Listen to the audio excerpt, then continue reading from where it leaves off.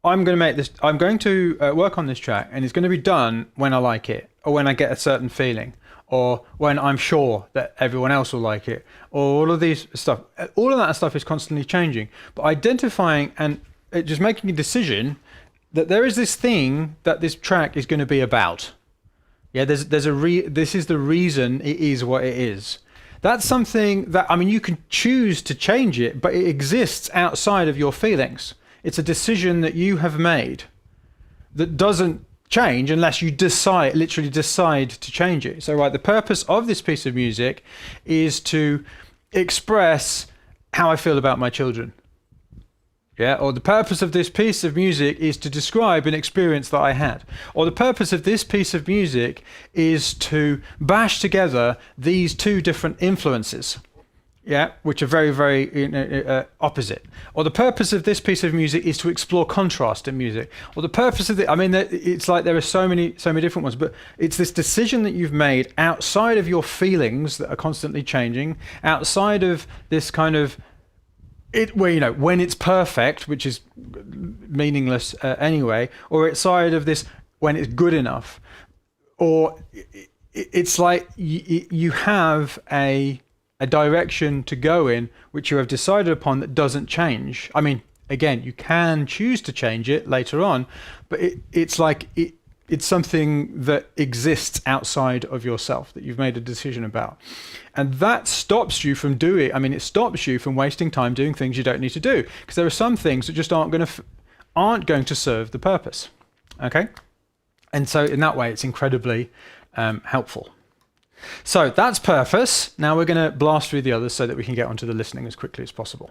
So all of these things really serve the purpose. Now, arc is, how could this music shift, transform, change? So really what the arc is, let's just keep it very, very simple for people. It's kind of more than this, but it's really, what is the structure of the music? Yeah, it's about the shape of it. The arrangement is another way of putting it. The arrangement, if you're an electronic music producer and not a classical composer, because the arrangement means something different, something slightly different in those terms. So really, how does this music, what journey is it going on? Yeah. It can be as simple as, as verse, chorus, that kind of thing, or it can be something else. So how could this music shift, transform, or and change? Okay, so I think that's fairly simple. The thing is a little bit more confusing for people. So I think we've actually changed slightly the thing on this, but the what's the word? Definition. I think this might be an earlier version. Anyway, the thing is it's usually the part or group of parts. So for instance, it's very, very clear in electronic music, EDM and house and techno. The thing is the part or group of parts which come back. It's the thing that is, when it's missing, people miss it the most. They want it to come back. And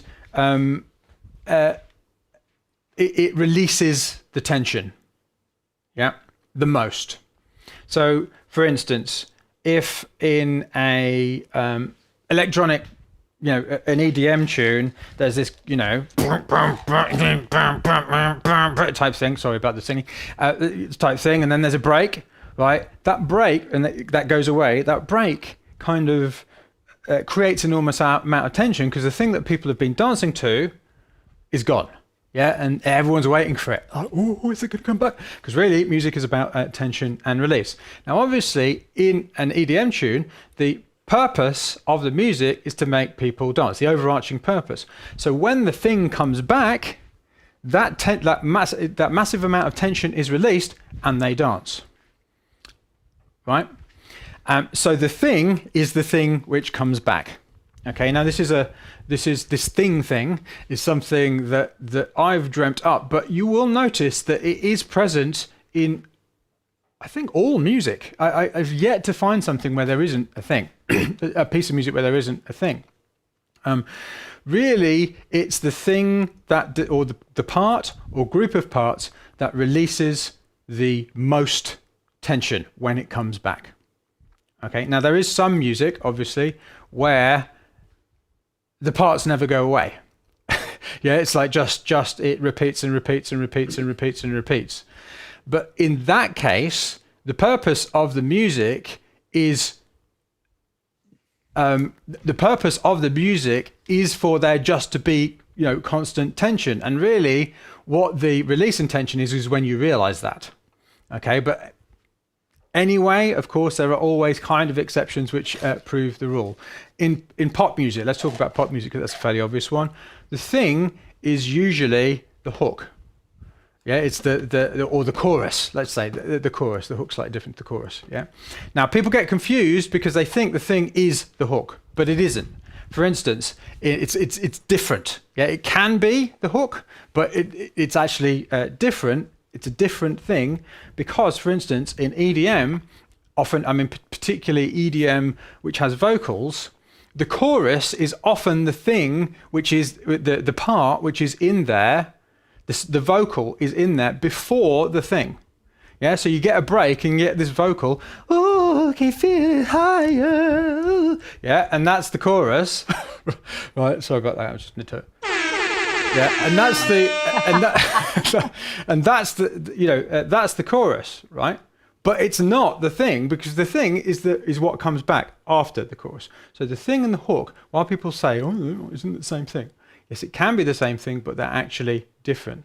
The reason that I've included this, the thing in this whole model, is that it's just something I've noticed absolutely everywhere, and something. It's almost like it's one of the most important bits of music, sort of elements in music that works. There wants you want to know what the thing that comes back is, the thing that releases the most tension. And then finally, we have space. What spaces or environments could the music create? Now, in simplistic terms, this is really about the mix, I guess. But what and this is where something called 4D mixing comes in, which is a thing that I use. I sort of draw pictures and stuff, which interestingly, after I actually started doing this, somebody showed me that there was this book with like different coloured bubbles and stuff, and I actually read the book and I thought, well, I think that's a little bit too complicated for me. It's a bit more simple than that. But essentially, what you want to be doing when you're making your music is putting people into an environment.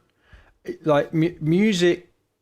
It has this special place in that it's in time, but it's also in space. It puts us into spaces, and you want to be thinking about the 3D space that your music is creating. And I use space.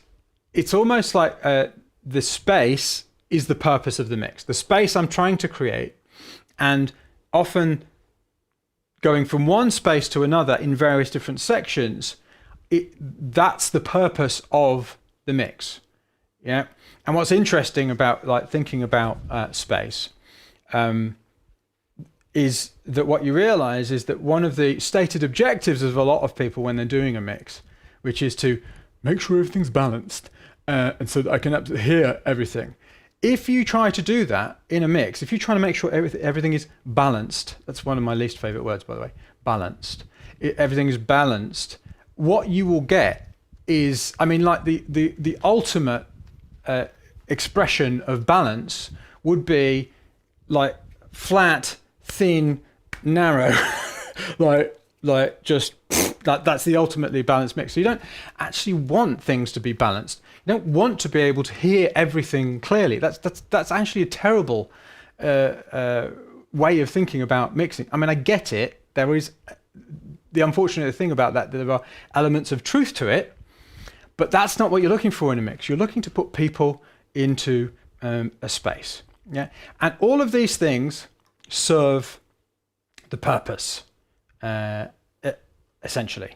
Yeah, the arc, the thing, the hook, and the space all serve that purpose. So that's how we are going to be feeding back on this music using this model. Okay, so I'm going to get on with it and start playing some of this music by going to the leapers.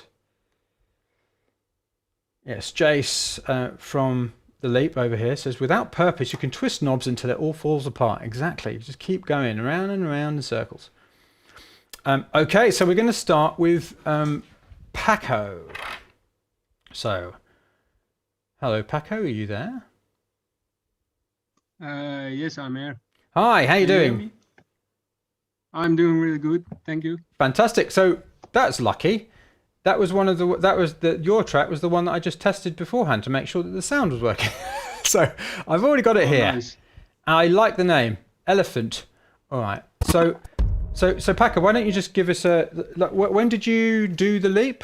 It was a few leaps ago, wasn't it? I did the last one. Oh, you did it. Yeah. But Did you join in the last one? Did you join the leap 8 or was it before that? No, I joined 2 leaps before. I Two think leaps leap before. 6. Okay. Yes. Excellent. I thought I'd seen you a few times before. So yeah. I mean, how did it go for you in the leap? So what how did it work for you?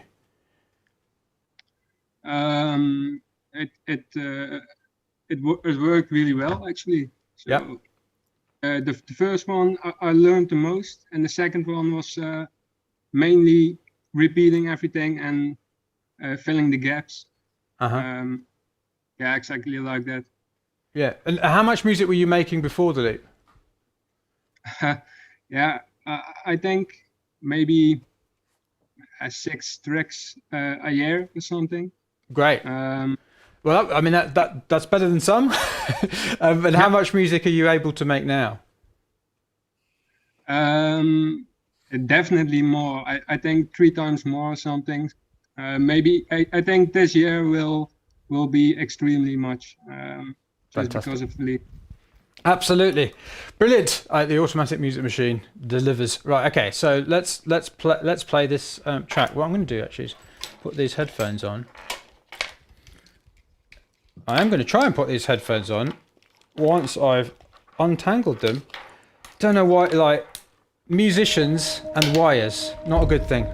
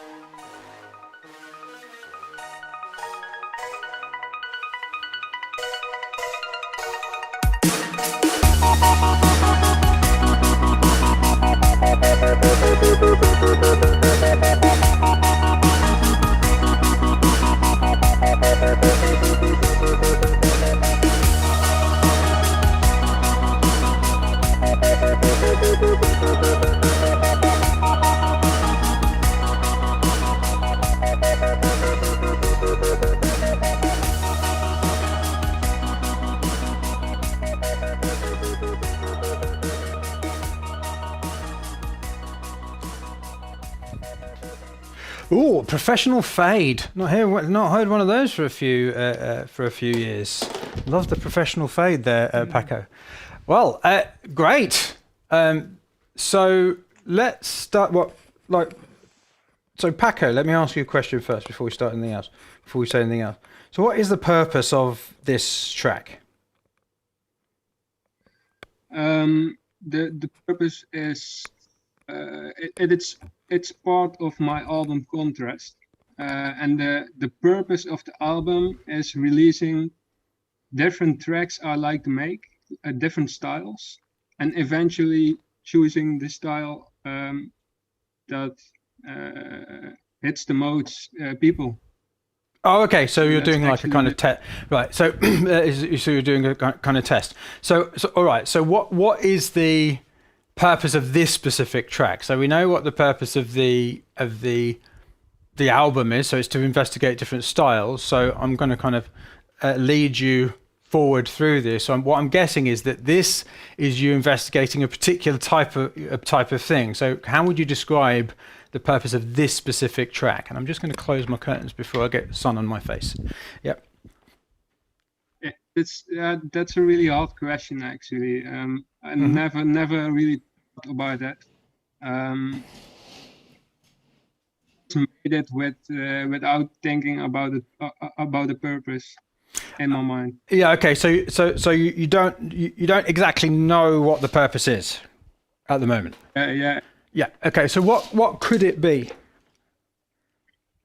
What could it be? The first thing that comes to mind is it will be a good track to listen while driving or something, or when cleaning your room or something. Okay. So that's a version of a purpose, which it's like music to listen to while something. Yeah. I mean, the other thing is that it's called Elephant. Yeah. So it could be that you're describing something about an elephant, like its trunk. I mean, it sounds like an elephant. Yeah, absolutely. The brass sounds. It was actually my. So name that came to my mind was Elephant. So the track became Elephant. It matched a little bit. So. Right. So I mean, I'm not saying it has to be. The purpose of the track is to describe an elephant, or that time I rode an elephant or anything. But I'm just giving you various different things a purpose could be, because you've mentioned a few things. Number one was the purpose for you, which is that you're making an album of various different things in order to find out what your style wants to be. Yeah. Yes. And this particular track will be investigating a particular style in that context. Yeah. So in this case, the purpose of this track would be to investigate insert style. Yeah. So that's one way of describing a purpose. Another that you mentioned was the purpose for the listener, which is music to listen to while driving. Yeah. Another kind of purpose is it's descriptive type purpose. So I'm describing an elephant. Yeah. So out of those different purposes, which is the one that kind of you really want to kind of focus on right now? Because I'm going to kind of give the feedback in relation to that purpose. That will be the first one. So the album purpose. Yeah. Okay. Yeah. So testing out what.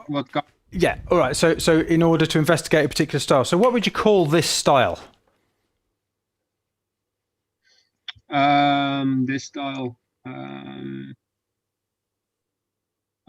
That's I really don't know. Okay. What do you call it? So the reason I'm asking you these the reason I'm asking you these questions, Paco, is that when I listened to it, I thought, right, this is great. It's got a really, really strong hook. He obviously understands about the thing, and tension and release. I think there's a few things to be said about the arc and the space, but the overarching thing was like, I wonder if this piece of he actually has a clear purpose with this piece of music, because I wasn't sure that you did. It's almost like it does. Yep. It does sound really big, so it's maybe a bit cinematic or something. It does deliver a massive feeling. I think that was a bit what I had unconsciously in my mind, I think. Okay. And what is that feeling? Yeah, a big feeling, a massive feeling. So I wanted the track to be a really massive track that gave you just the feeling of massiveness or something. Okay, brilliant. Now we're getting to something. Right, okay. But because like the thing is, we could give you just sort of random feedback without any context, and it would kind of be meaningless. It's just all opinion, right? Yeah, but true. now I know that what you want this track, what the purpose of this track you want it to be, or what it could be, what it is, what it wants to be, is to deliver a massive feeling. Now I know what feedback to give you. Does that make sense? All right, nice. Yeah, it's like now I can understand. Now I'm like, okay, I get it. Right. So in fact, before I give you any feedback at all, let me ask you a question.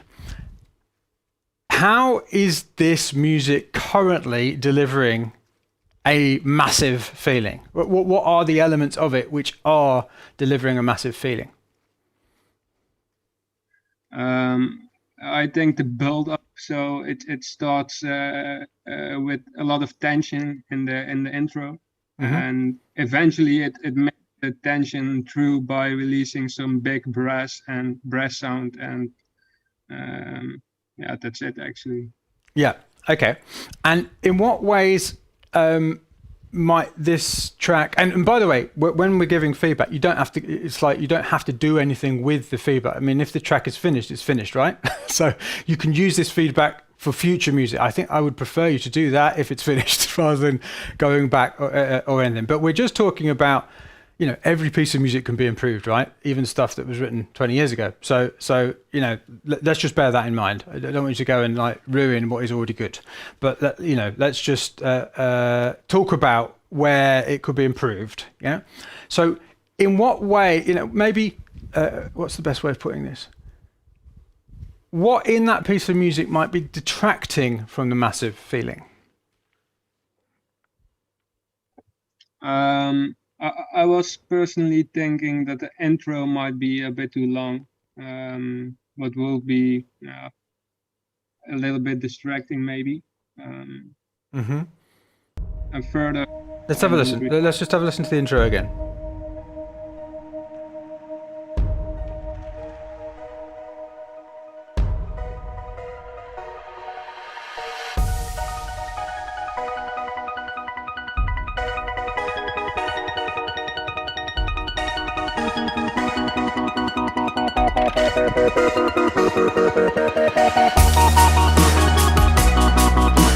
Okay, so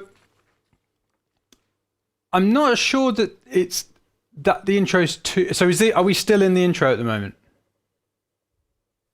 Yeah. Yeah. Okay. So tell me where the intro ends for you.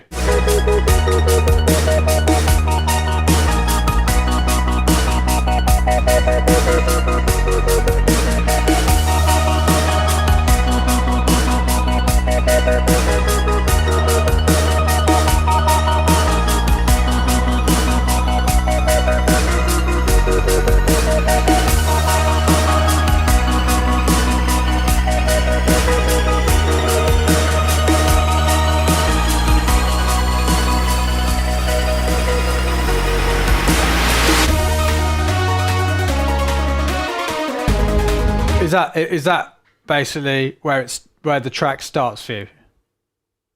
When that comes in? Yeah. Yeah. Okay. Yeah. I mean, there is something around the arc here. There is something going on with the arc where all of the things that you've got in there are working and big, but sound good and they have an effect. But I do feel that it feels it's almost like there's too much. It's like this, then this, then this, then this, and you're like, whoa, hang on a minute. It's almost like it wants a bit more clarity, a bit more shape. Yeah. All right. Yeah. Where, I mean, maybe not a bit more shape, because there is quite a big shape, but it's almost like there's something that seems slightly out of whack with it, because I'm not sure sometimes where it's going. Yeah. On one listen, it's hard for me to really, really identify what I mean, but it feels like there are too many different sections to make it clear. One of the things that you have to recognize with music, and I'm in particular talking about popular types of music. Classical music's slightly different, but with popular types of music, is that you want to be pretty darn obvious. It's almost like you want these massive signposts, like this is happening, now this is happening, now this is, it's like it wants to be kind of fairly obvious. And what carries this piece of music, I think, is the strength of the hooks. Yeah, that and the the elephant sound, the brassy sound, really kind of it makes it feel very certain. But there's something about the art where it just feels a bit muddled, and I think that might be making it less big than it could be. All right. Yeah, it's almost like, what are the sections that I have available to me? How am I going to put them in a really, when I say obvious, that sounds like I'm being, that sounds like a bad thing, but it actually isn't. It's a very good thing. It's like, how can it be as clear as possible? Yeah. So right. It's like almost like identify what sections you have, because it's, while I can hear the hooks, it's like the sections are it's hard to tell what's what. And I think you're right, maybe, that intro is in a sense, there's too much importance on it, almost. Because it's like, this sounds like the track, but actually it's just you clearing your throat. Right, but it just goes on a very long time. Excuse me while I get some water. Okay, now we're starting. Yeah. And then the only other thing that I thought was about the space. All right. Now, I mean, I was listening on headphones, and it might be SoundCloud doing something, but it sounds like it's a little like that. Yeah, it's right. Yeah, and also like that. So it's in a box about this big. Well, I don't know. It's a bit harsh. Let's say this big. Sorry. Okay. Yeah. What if you want it to be really, really, really, really massive? Then it wants to be like this big. Okay. Now, how you would do that is by having sections which are this big. Yeah, really, really, really small, because then you've got the relative difference. But like for instance, when I listen to the bass doesn't. I don't know. Maybe I haven't got it turned up really loud here or anything. But it's almost like the bass feels like there's something that could be lower, and also there wants to be some stuff further away as well. So you've got the depth too. Yeah. Because at the moment it sounds a bit. It's almost like it sounds a bit door-y to me. Yeah, it's almost like I can hear it coming out of the door. Does that make sense? Yeah. Yeah, and I think one of the problems is that you've got so much playing at all times. That's unless you are like some kind of mixing genius, it's very hard to do anything else. Right? Yeah, okay. Because there's so much going on all the time. So I mean, again, I'm giving you feedback, and it's not as bad as it sounds. Right? Do you know what I mean? I'm sort of. It's like these are. It sounds great. Okay, so, but the two areas where I kind of feel it, you could increase its hugeness, And the reason when you said, "Oh, I think the purpose of this is just to give you a massive feeling," and I was like, "Okay, now we're getting somewhere," is that seemed right to me. I was like, "Yeah, no, that makes a lot of sense." Yeah, because then I understood what was wrong with the arc and what was wrong with the space. It's almost like there's too much playing all the time, which in the end, it makes everything sound flat. Yeah, or flatter than it could be, and smaller than it could be. And that may well also impact the arc as well. When you have less playing and you have a section which is really, really small, then that gives you a much more pleasing arc and a much bigger moment.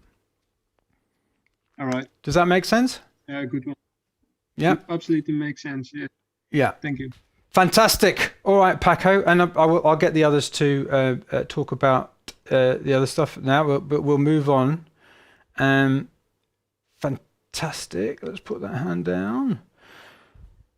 Jacek, I'm allowing you to talk. Thank you. How are you doing, Jacek? Great. Great. So you're a Leap 8er. You started in the Leap 8, didn't you? Yes, Hello? that is correct. Yeah. Sorry, you've just gone quiet. That was my first. Yeah. What about now? Yeah. That's eight. Yes, So, Leap 8. It was my first leap. fantastic. And how did it go for you? What happened? Oh, but basically, before the leap, I was starting a lot of ideas, and they were never finished. And what leap did to me, I just realized that my creative process is all wrong, right? Mm-hmm. And thanks to leap, I found out what that creative process should look like, and by sticking to that, I was able to finish music finally. Fantastic. So after almost 2 years of just creating ideas and not doing anything with them, I released my first track yesterday. So that's a big win for me. Yes. So here we go. Thank you. Congratulations. So 2 years. The two year dry period has officially been broken as of yesterday, and we're going to hear the results. Which is 300 and something tracks without releasing, just sitting on my draft. Wow. So this is a huge. I just have to. If I had a hat, I do have a hat somewhere. I was going to take it off for you, but I don't. Don't have one to hand. I must make sure I have one to hand for next time. So, by the way, I was one of those people who I thought, why are you trying to teach me how to start my ideas, how to splash, because I already know that part, right? Just tell me how to finish that music, right? And that was my thinking was wrong. It's all about it's very important how you start your idea, how you work on the idea, and how you finish the idea. So I think that's the biggest insight from Leap. Fantastic. Yeah, no, for me. Yes, how you start the ideas is one of the reasons one of the many reasons that people don't finish. So when they say, I already have loads of good ideas, it's like, yes, but do you? maybe that's the problem. So yeah. All right. So let's have a listen to It's Now by Instant Rhythms. Now, yeah. And actually, in order to test this yesterday with my wife, I actually heard this. So you might get a bit of a dance from me if you're not careful. So there we go.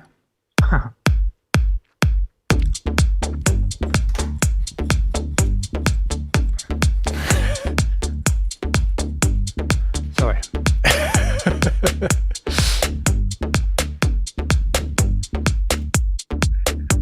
Let's go.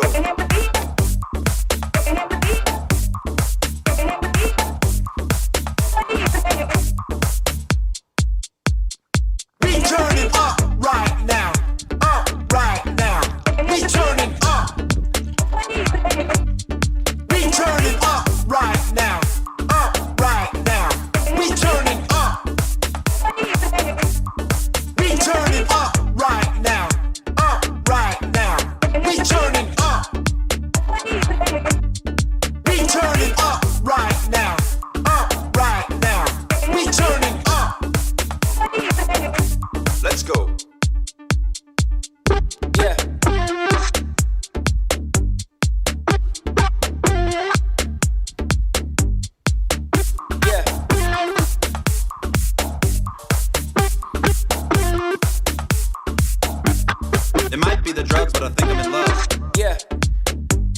It might be the drugs, but I think I'm in love.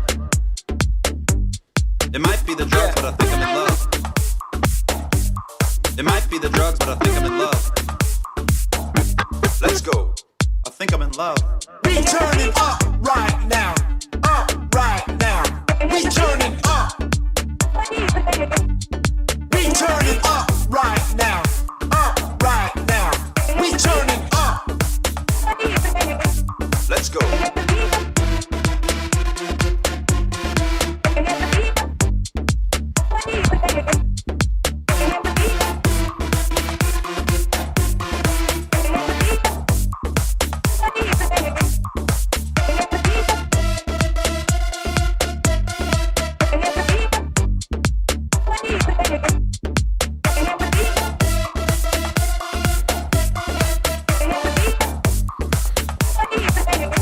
Let's go. It might be the drugs, but I think I'm in love. It might be the drugs, but I think I'm in love. It might be the drugs, but I think I'm in love. It might be the drugs, but I think I'm in love. Let's go. We turning up right now. Up right now. We turning up. We turning up right now. Up right now. We turning up. Let's go. We turning up right now. Up right now. We turning up. Let's go. We turning up right now. Up right now. We turning up. It might be the drugs, but I think I'm in love. It might be the drugs, but I think I'm in love. It might be the drugs, but I think I'm in love. It might be the drugs, but I think I'm in love.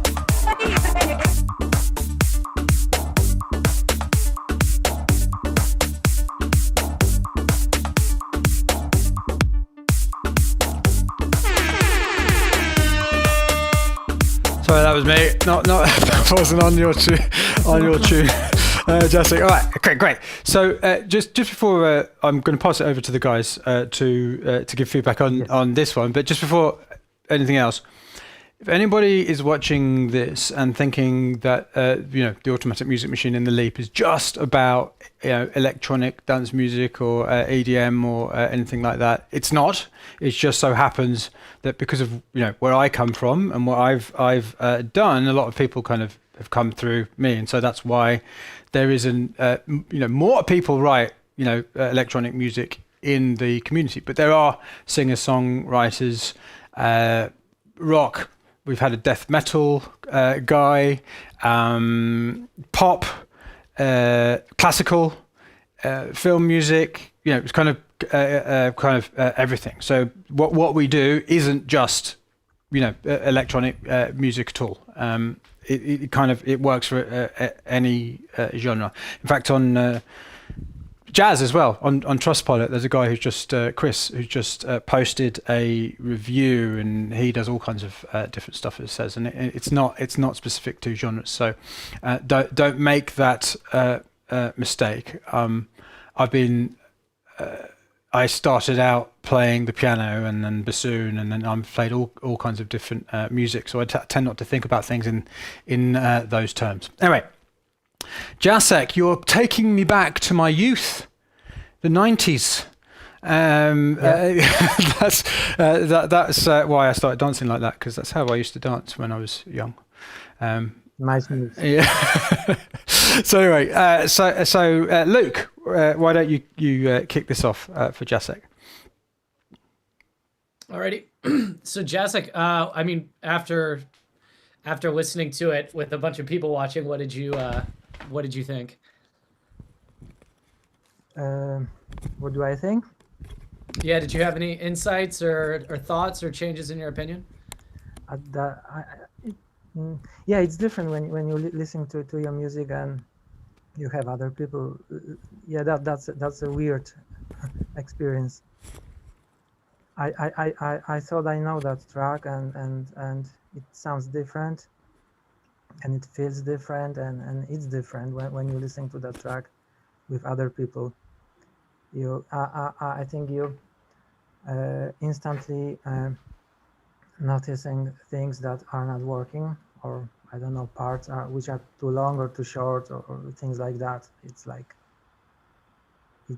that's how I feel about this experience. So what were some of the things that you noticed or you felt while you were listening just now? Maybe it needs a little more of a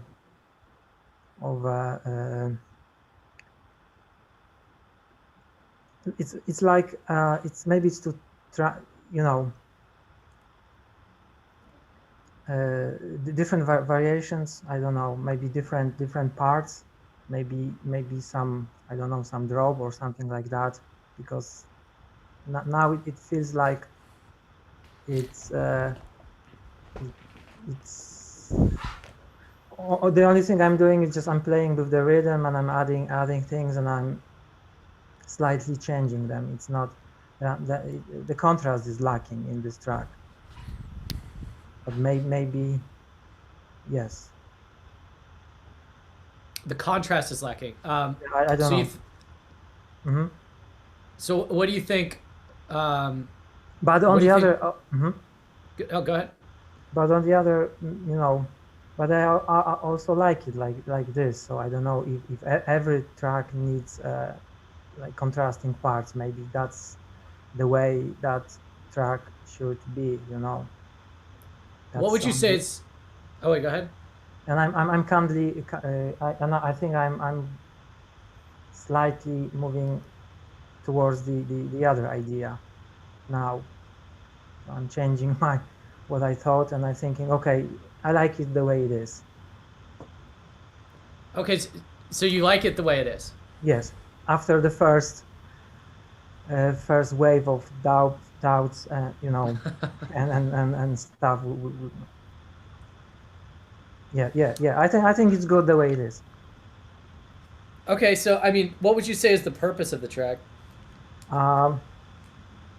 I think that the purpose is on two levels.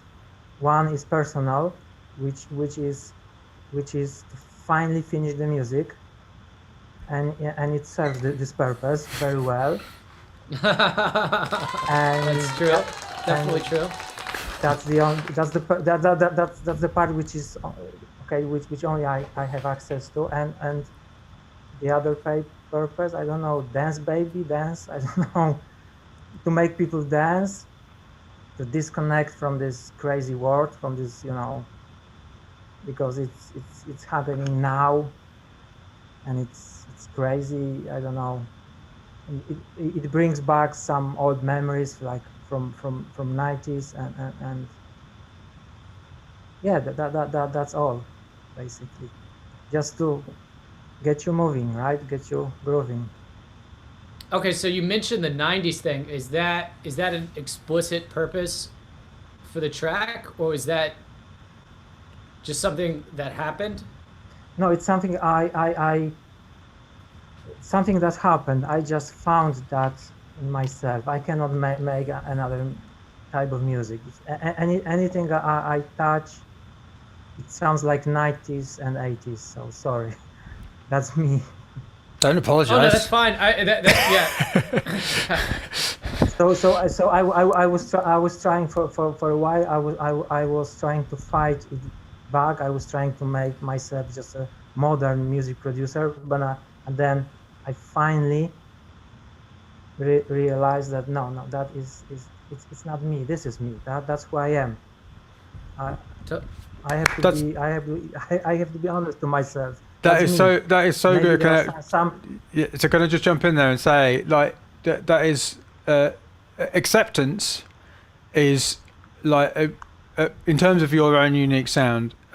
Acceptance is such a huge part of it, and I mean, on a personal level, the moment I accepted that I really do enjoy cheese, I really love fromage, was the moment that my music took a massive leap. Like, and I stopped hiding from it. I was just like, I'm just going to accept it, and I'm going to go into it, and I'm going to dive into it, and I'm just going to turn it up. You know, that like so absolutely, Jessica. I just wanted to jump in because you got me all excited there. So well done for for realizing it. That's another thing that Liv did to me. I was kind of I wasn't sure if I'm gonna go and try this lip thing and this crazy guy from Australia. Sorry. That's okay. I don't blame I you. was kind of okay. Maybe I should buy some gear. I don't know. Maybe some synths to get to that modern sound. I was hoping to get, but I said okay, let's try this, and it was worth. Yeah. By the way, he's not paying me for words. No. Yes. That's great. And yeah, I guess the reason I was kind of like pegging or highlighting that you said that is you could think of ways to even, I mean, it's pretty 90s now, but when like one thing you could do if you were thinking about changing something, and I'm not saying that you should, is you said there's this, you're referencing the 90s. It's almost like you could think like with the contrast, what could you do that is more highlighting of like a 90s style thing, or the music that influenced you from the 90s and 80s, and bring that like even more, like because okay, does that make sense? Yeah, that makes sense. So all right, so okay, instead like, of being ashamed of 90s, I should say, okay, this is me, I'm 90, right? Yeah, just like really like fly the flag so that there's not even a question of what you're referencing and what you're giving a nod to. Yeah, okay. Thanks. That's a good trick. Yeah. I mean, Mike, did you have anything? How about Arash? Arash, why don't you jump in? Yeah, man, I instantly felt, I was like, ooh, this has like, I smiled right away because it was reminiscent of that like 90s flavor. What am I thinking? Da da da da da da da da. A Grooves in the Heart. Yeah, of course, yeah. Right? CNC So Music totally Factory, Technotronic, all that kind of stuff. Yeah. It's in that lane, and that lane is wide open right now too. Yeah, but the funny thing, I wasn't listening to that type of music back then. I really? You were not. I was not. I was listening to music like Dream Theater, like Marillion, like Pink Floyd. Oh wow, okay. Wow. Well, there you go. And somebody told me, hey, you sound like Snap, or you sound like, I don't know, stuff like that. Really?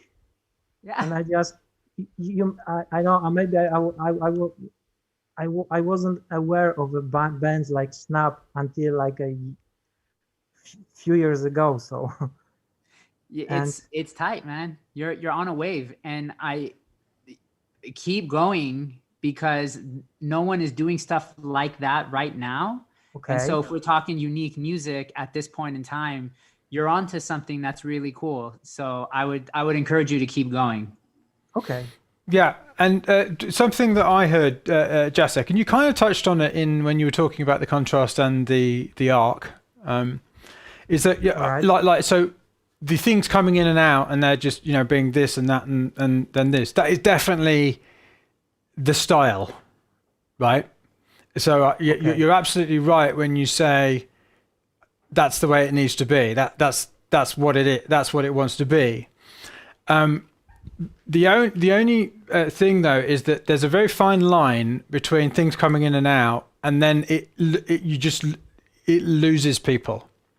So usually when people say this section is too long or it's missing something, what it actually means, usually, not always, but usually, I mean, not like 80% of the time, is there's actually too much going on and there's too much changing. It's like, and the mistake people make is that because they feel it's getting boring, they think they need to add things, and that makes it worse. That enhances the problem, right? Because it's like, oh, this section's too long. That means I need to make shorter sections and change things more. No, what it is, it's I'm not that this was boring, but what you were saying there was pointing to the thing that I noticed is that if you change like this, then that, then the other, then something else, and then something else, then something else, like constantly, you lose people, which then makes it boring. Right? Okay. So it's almost that it's too interesting, which makes it boring, right? So is that the case with this track? Well, no, I mean, when I say boring, I'm talking about when people talk about things being boring. Okay. Yeah. So music is a lot about expectation. It's about setting people up for an expectation. So, you know, for instance, in the music that I'm making at the moment, I'm making pieces of music which are an hour long, 45 minutes, an hour long, and some tracks are like 20 minutes long within that time. But that's because of the reason that works is that it's like you set up a kind of expectation, and that things are slightly changing all the way through. Yeah. Now, but it's simply about expectation. So one of the things I've noticed that often is if you change something every 4 bars, then you kind of feel that you have to change something every 4 bars forevermore. And I think what you could experiment with is having because it's almost like it feels like you got on a schedule with this track in terms of things happening. Yeah. Okay. It's like, oh no, I'm on a 4-bar schedule. Right. 4 bars, 4 bars, 4 bars, 4 bars, 4 bars, 4 bars. Yeah. And then that makes it. How did you know? Yeah. So what you might think about doing is changing the schedule. Right. Okay. So maybe you start with. 4. Yeah. Maybe. I mean, I can't give exact sort of numbers, but it's almost like have different things changing. Well, for one thing that you can do is you can have different kind of hooks and riffs changing at different on a different schedule. So, for instance, you've got one thing that's 2 bars long. You got something else that's 8 bars long. You got something else that's 6 bars long, although that wouldn't be very 90s. But anyway, you've got something else that's at 6 bars long, and then you've got something else that's 13 bars long. And now we're talking 2021 style. But it's almost like, so that's one thing that you can do. But then the other thing is in terms of adding things and taking things out, sometimes you have something that changes after 8 bars, for instance. Yeah, so you kind of get a different section. Then other times it's kind of shorter. So what you're kind of doing, you've still got this changing thing, and you haven't got these kind of contrasting sections like an A and a B, yeah, because that's not really what this is. But what you have got is a variety in the length of those sections as well. Yeah? Does that make sense? Because it's almost, at the moment, it's just like this, then that, then this, then that, then this, then that. And it's like, that's what's kind of, I think when you were saying it, when Luke initially asked you, how did it feel listening to it when other people were hearing it and you heard it differently? I think that's when you were a bit unsure about what could be improved, but you knew that there was something. I think that was what probably the problem is. Okay. Does that make sense? But I'm not improving. Yeah, but I'm not improving this track. No. I'm not saying. Yeah. Again, we're not. You've released this track. It's done. It's done its job. It's served its purpose. But when you're moving forward with your future music, think about that, because you can still have this sort of choppy, changey thing, but it would be more interesting by kind of playing around, subverting people's expectations, rather than being on a set schedule. Yeah. Create the rules and then break them, right? So exactly. That's exactly it. 4 and then break it. Yeah. Okay. Yeah. So really, this is about art. What we're talking about here is arc. Yeah. Just to Yes. bring it as paths. Excellent. Oh, okay, Jacek, nice one, and congratulations for breaking the dry period of 2 years. I didn't finish anything of my own for 2 years back in 1998, in the 90s, in fact. So there you go. Oh, yeah. So yeah. Okay. So let's move on to MJ. So I don't think we're going to get to everybody, unfortunately, but we do one of these every Leap class. So people do have, and you get to do as many Leap classes as you want when you join the Leap. There are 4 a year, so you always get another shot at getting your music listened to. So, MJ. Hello. Hi. How you doing? Hey everyone. I'm good. Thanks for having me. Fantastic. No, not at all. Thanks for coming. Let's see if I can find MJ. Oh, there we go. Okay. Tech House Splurge 227. A minor 122 demo. Wow. Now that is the best name I've ever heard. That's got hit written all over it. Great. I'll take that. I'm going home now. Brilliant. No, it's funny. One of my mastermind is he just numbers his tracks. He doesn't call them anything, which there are a lot of benefits to that. I think we're on it's like, so which one are we listening to today? Oh, number 2468. Okay. Brilliant. Okay. So, and by the way, for the people on YouTube who aren't in the Leap, this over here is Slack, which is the community for the Leap. And I'll just quickly show you. So when you're doing your music projects, you post your accountability statements in here each week about what you're doing, and people say, I'm going to do this. And I mean, here you can see all the different things that people have done. I've got 10 into done, release, 1 into done, 4 into release. Yeah, so accountability. Then there are different channels here for the various different things that we do. People down here, there's a success channel. So here's all of the kind of success, and people are posting their music. So you can hear loads of people in the community are now doing 1 track a week. So yeah, just wanted to show you the community briefly. It's a lot more easy to manage than Discord because there are threads. There are threads, aren't there, Yaniv and Darian? Naughty. Yeah, sorry. The reason I'm saying that is because I asked people to post their music in threads. Look here, you can see I said in a thread, and the first 2 people to post their music didn't do it in a thread.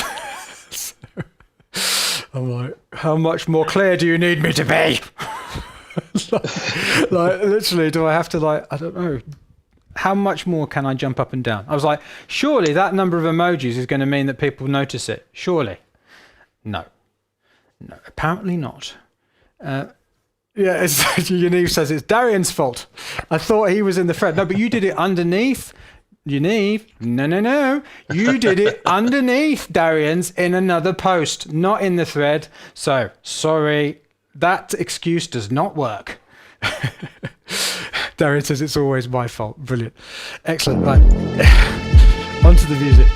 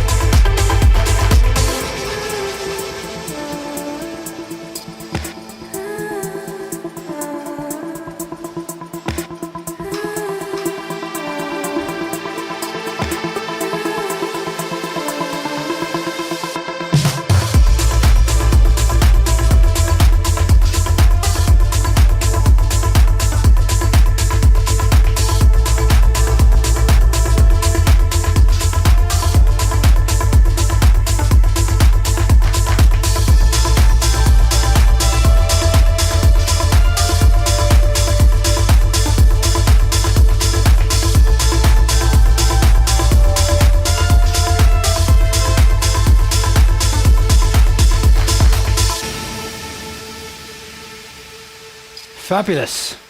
So nice one, MJ. So what? Thank you. Were you a Leap 8er, or did you? I was, yes. Yes, I thought so. What happened? Like, where were you before, and what happened afterwards? Like, as a result of the Leap. So prior, I think for the first half of last year, I made one track. And then following the Leap, it's a fountain. I can't stop the music. I can't stop the music.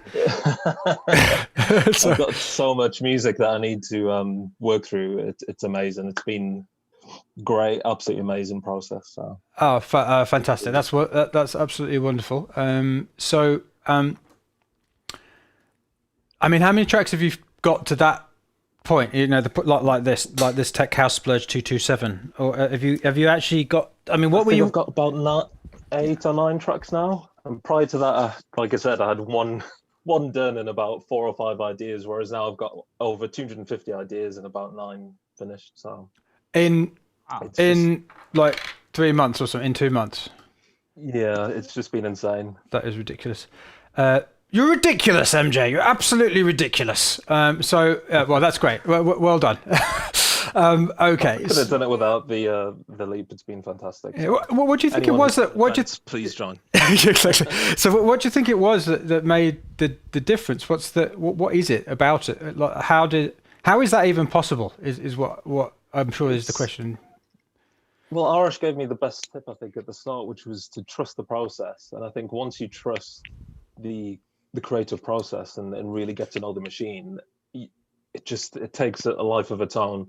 And then for me, the biggest breakthrough is discovery versus design. Before I was like always thinking, how can I think of a good idea for a song? Whereas now I just, splurge and then discovers my path. So it's fantastic. Yeah, I mean, I don't know about anyone else, but the best ideas come from existing things. Yeah, and so you can make things exist lots of things exist without having to think that they're any good. Yeah, it's like they don't have to be any good; they just have to exist, right? So yeah. Well, this first of all sounds great, but I'm going to pass it over to Arash first to give you some feedback. Thanks. Great work, MJ. Thanks, Arash. You're getting a lot of love on YouTube. Thanks, just YouTubers. FYI. Yeah, I'll check it out. You might have something on your hands here. How did it feel for you now hearing the track through or with everybody listening? So it's that weird feeling before you go on stage where you get butterflies and think, oh, is what I'm about to do an absolute disaster? But no, it's good. It's good to get good feedback. So it's reassuring. Has it changed how you listen to the track or think about your track? Yeah, so I was in a place of doubt of whether the track still needed a bit more, still needed lyrics or vocals, but it felt good and it seemed to flow quite well there. So I'm kind of thinking, no, it doesn't need that anymore. Well, what's the purpose of the track? So the purpose is big, direct, dark dance. Okay. And what are the elements that would fall under big, dark, direct dance? So I guess the key thing for me with this track was that feeling of a rush, a kind of chase. And I kind of wanted to use the arps and the hats to kind of evoke that kind of tension and release there. And then have the kind of dark synth sounds that are kind of permeating through the verses. Okay. And then what, so you have this kind of rush, was that the word you used? Yes. Yeah. Rush. Yeah. So you have this momentum going with I feel like it's the bass that helps with that. Yeah. Hi-hats. Yeah, definitely. Tell me a little bit about how the voice then sits in for you, or what ideas you had about the voice. Yeah, I kind of had an idea of having like a female vocal that was kind of a bit more hypnotic, that kind of would sit above, and then but not come in for the main hook arp synth, but just kind of in the verses. Okay, and where were the hooks for you? So for me, it's the kind of ARP lead, and then also the plucky lead that sits above that as well. Mm-hmm. So do you feel like you've achieved attention and release within your track as it was playing? I hope so. I kind of wanted to use the breaks to kind of in between the verse and the kind of drop, just to kind of build that kind of tension and then release again. So hopefully there's kind of a rush in the verse, bit of tension, and then that release. That's what I was kind of going for, and I hope that's what came across. Do you feel like it came across? Yes, I think so. Yeah. Okay. And is this released, or is this, where are you at with this? It's ready to be released, but I was sitting on it for feedback. Is there anything you would change from listening to what you have? I'm still torn about whether I should experiment with the vocal and then see, and then compare the two. How so with the vocal? What would you experiment with? Yeah, just I could probably just do a quick guide vocal over and see whether the ideas work or whether it detracts from the purpose of the track as it currently stands. So this is are you talking guide vocal as if you're gonna sing something over it, someone else is gonna sing over it? Yeah, so I could do a guide vocal and then get someone else to sing. Okay.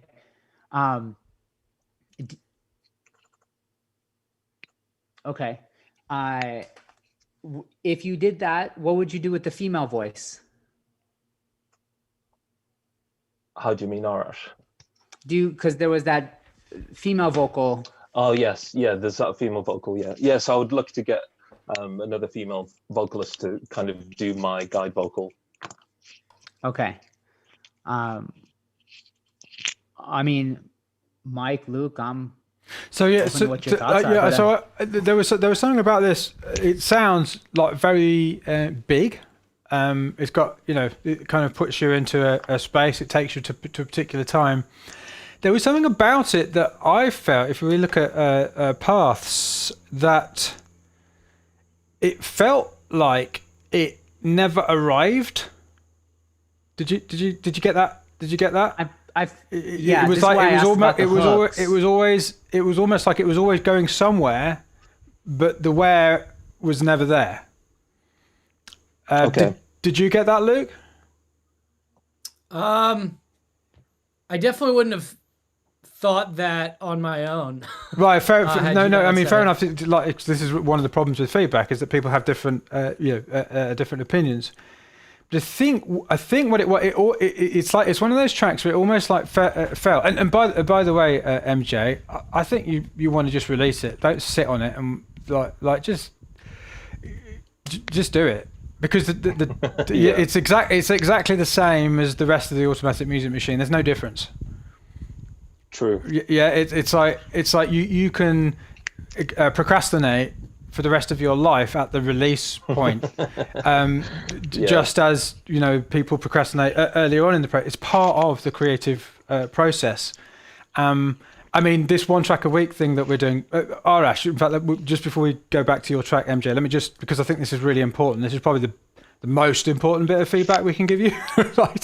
So Arash, because you're now on track 3, right? You're about to release track 3 this week of the one track a week.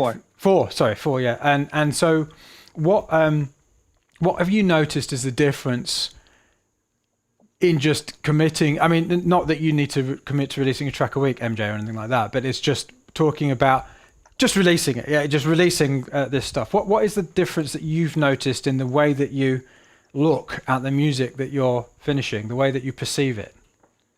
Yes. So a lot. So some of these songs that they've been like, a lot of these songs have been finished a while ago. And some of them were released as I was trying a track week back in the day. And I didn't quite make a track a week essentially, but now I'm coming back to it, mixing it, making it sound, touching it up, making it sound better. And putting it out. And in this process, I'm like, oh, I can see how my sound design choices can be different. I can see how I would change things from then to now. Like moving forward, I have a better direction of where I want to go. I'm seeing like, oh, well, maybe I'm more of this kind of artist than that kind of artist that I thought from. So it's clarified a lot of things for me. And I don't think I've said this yet, Mike, but I honestly think if you want to get better, put yourself in the public eye. Like put whatever you're doing out there into the world to get judged. And you will quickly want to improve, you know, and get better, not for the sake of getting like avoiding bad judgment, but just the fact knowing that people are going to pay attention to you. It forces you to up, at least I have the desire to up my game every time. So that's so far where I'm at, and I'm only 3 tracks deep, right? Going into 4. Yeah. So the releasing thing, it's another stage of the creative process. Stepping into the ring. Yeah. Right. It's not the thing that you do after the creative process. It is part of the system. Yeah. In the automatic music machine, there is a column. Well, there are 2 columns. One's called release, right, and the other's called released. It is, and it feeds into itself. If I hadn't started doing my Mike Munn Daily channel, where I was improvising, like, you know, pieces on the piano, some of them were absolutely appalling. In fact, the majority of them were pretty bad. If I hadn't have done that, if I hadn't put myself into the public eye, I wouldn't have got to where I am now with the releasing an album a week thing that I'm doing, and, you know, playing it live. It came from the release of music into the public. Yeah, and it's like, because of the sort of history of music and music being, you know, in order to release something in the past, there needed to be a big investment of money in order to press the thing up and then put the thing out and all that kind of stuff. That is no longer the case, which has meant that the releasing of music isn't the same thing as it was before. You don't have to be a finished article. Yeah. Yeah. I mean, who's your favorite artist, MJ? One of them. I'm sorry, that's a hard question. One of them. Okay, I'll say Faithless. Faithless. Okay. What, like, can you sing to me their worst track? No. Do you even know what their worst track is? No. Right. And they will have a worst track that is out. Yeah. Do you remember it? I don't. No. But do you know what their best track is, or your favorite track of theirs? Yes. Right. So everybody's afraid, well, not everybody, a lot of people are afraid of making a good first impression, and as if people are going to hear something they don't like and then write it on their blacklist of artists that they will never listen to again and will not pay them any attention, and they will remember this list of people who have made music they don't like, and then that's it. Gone. Really? Is that how it actually works? Of course it doesn't. You remember the stuff that you love. Sometimes you go, "God, that's not so good." Yeah, the stuff that you remember that you don't like is actually from the artists you already love, right? Yeah. So if you aren't already, I mean, you know, it's a different. I mean, when I'm, you know, coaching people at the top who have big audiences, I have a different conversation with them. Similar conversation, but it's a different one. There are different things because they're, understandably, I mean, this is one of the reasons that some of the most successful artists are some of the most conservative artists in terms of their creativity, and that's something that we have to get past.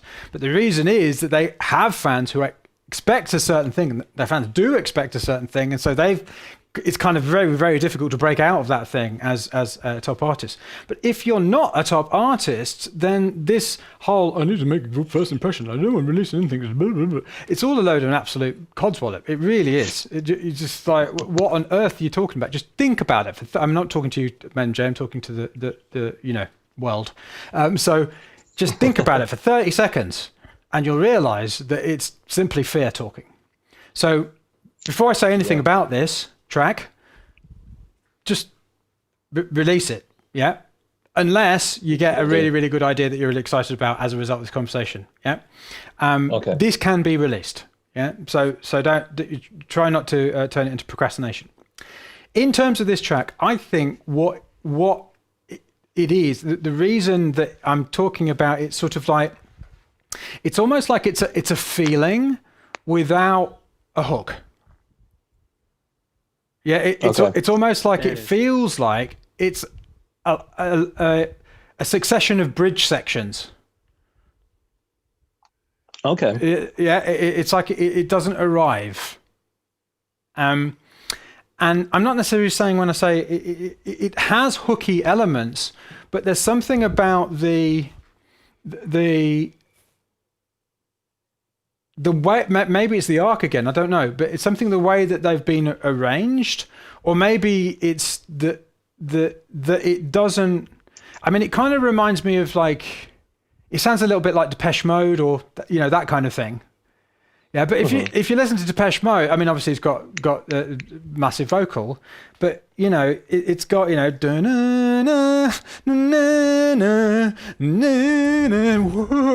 got this big, like, massive stonking great hook in there that's like kind of potentially. I think we lost you, Mike. I lost you for a moment. It was a great frame. So, can you keep on talking? I've got to. Oh. Yes. So that was one of the questions that I was thinking about, which is why I asked about hooks earlier.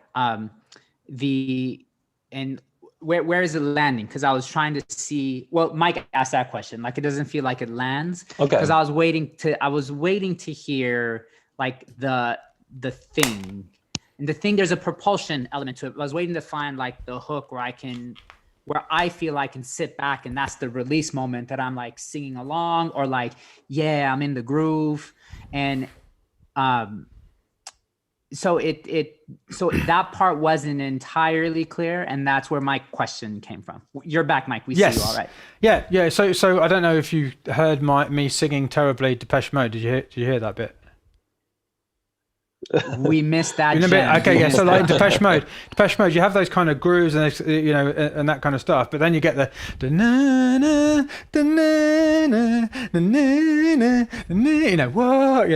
that kind of thing, and it kind of lands. And what it feels like is it's going to somewhere that never arrives, and I think that's that is the biggest thing for me. I mean, it sounds great, it puts you into a space.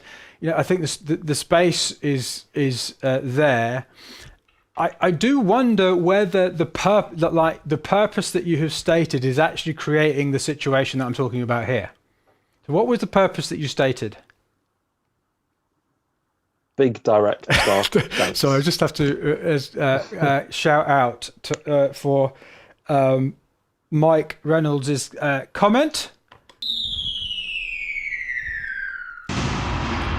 which is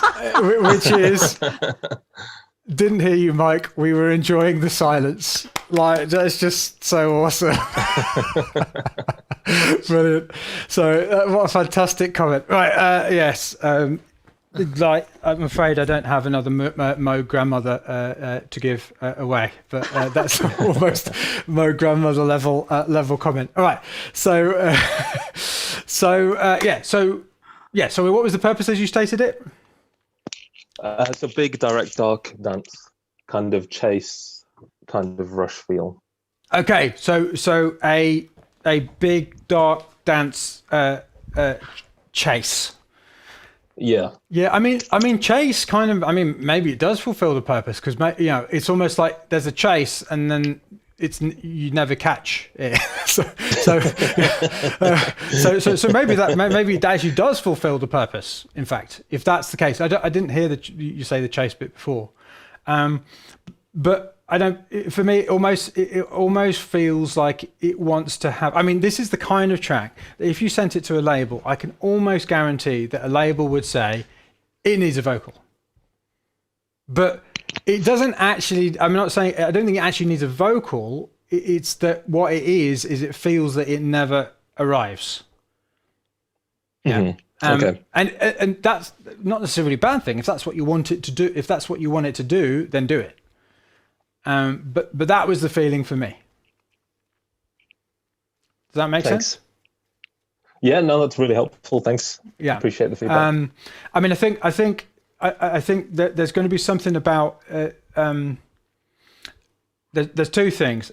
Maybe a more obvious hook, but if you don't want to do that, maybe work, something around the structure, the arc of it, so it actually arrives somewhere, it lands somewhere.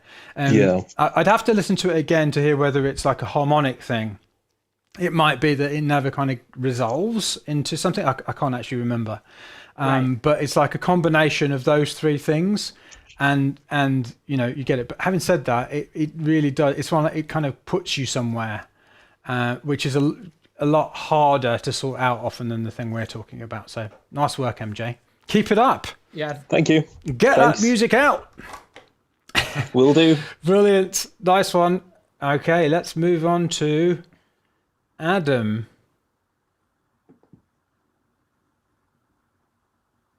Hey, Mike. Hi, how you doing? Good. Fantastic. So are you excited about this or are you scared?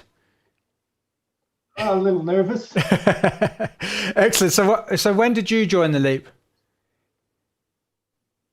Just this last one. Excellent. So you're a Leap-ater. Leap 8.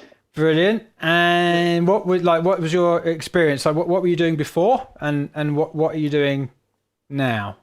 I think so. I've been splurging before. I've been doing some of the Make Music Your Life and other ones of your course over the last couple of years.